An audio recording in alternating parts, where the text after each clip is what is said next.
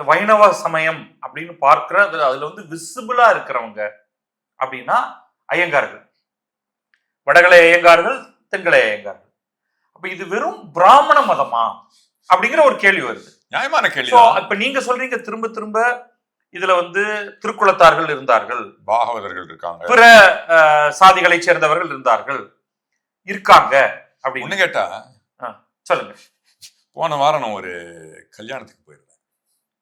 அங்க நன்னா திருமணிட்டு வந்தார். அவர் சொன்னார், அவர் வந்து ஐயங்கார் இல்லை, அவர் சொன்னார், நான் காத்தால எழுந்து அதற்கான முறைகள் படி சொல்லிட்டு சாலிகிராமம் வச்சு அதுக்கு திருமஞ்சனம் பண்ணிட்டு தான் நான் வெளில வரேன். நான் பண்றதில்லை. என்னை விட வெகு சிறப்பாக பாகவதர்கள் ஒவ்வொருத்தரையும் நான் இன்னைக்கு கத்துக்கிறேன்.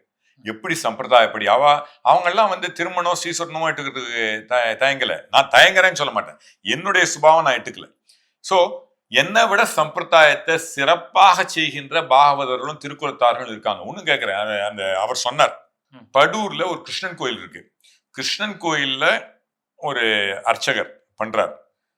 அவர் வந்து திருக்குலத்தார். அவர் சொன்னார், நான் ரூபா போட்டா கூட வேணான்னு சொல்லுவார்.